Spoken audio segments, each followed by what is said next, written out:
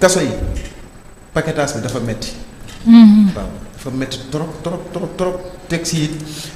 boo dëkkee banlieue wala yenn endroit yi da ngay gis ni parents yi ni ñuy gàddoo bool di jël oto di yóbbu añ chaque jour añ bi di dem dafa metti te des fois sax nag nga yóbbu añ te ka nga koy yóbbu du ko lekk du sax jot bari na fi surtout jamono ji ñuy wax kaso yi dafa fees nangami détenu ñi ngi ci biir kaso yi paquetage bi est-ce que du gën a yokk kon il est temps que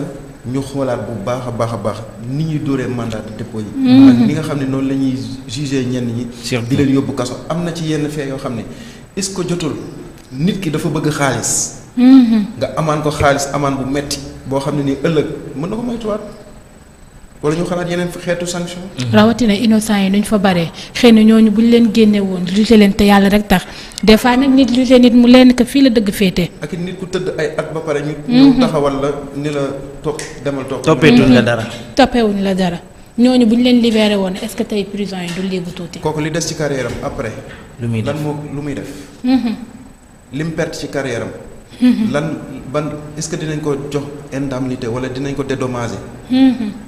wala dinañ ko jox benn financement bu koy encadré waat ci carrière am pour mu mën a bokkaat ci société bi. ndeysaan.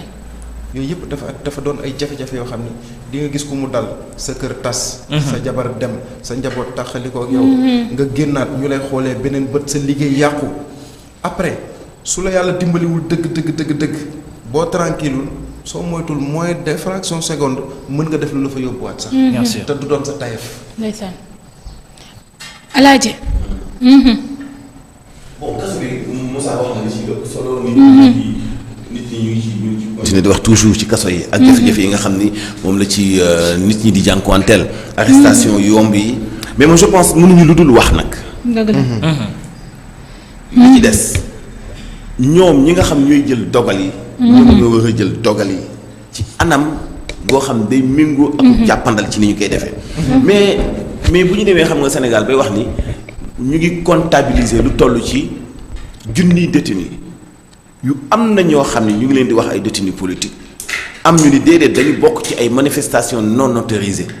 lu ci mën di am ci wàllu politique la jeexeetaloon le fait mu jeexeetaloo ci wàllu politique moo tax dafa am benn xoolin bu ñuy xool ba arrestation yooyu ñu mën ko wàññi benn booy xëccoo ci wàllu droit de l'homme surtout am ay convention yoo xam ne signé nga ko dafa am ay normes yoo war a respecter ci kiy dugg kaso ak nan lay duggee kaso li kiy duggul kaso itam ban temps la fay def ñun Sénégal li tax woyofal ci wàllu kaso waroon nekk suñu priorité mooy suñuy kaso doyul suñuy magistrat doyul suñuy kaso doyul suñuy magistrat doyul bëri na ay dossiers yoo xam ne dafay traîner lenn sababu ko lu dul magistrat yu doyul lim bi doyul mais loolu nag boo ko amee mënoo jël ay nit saxal yenn article ci seen kaw te xëy na nit ñi bëgg nañu xam lan moo tax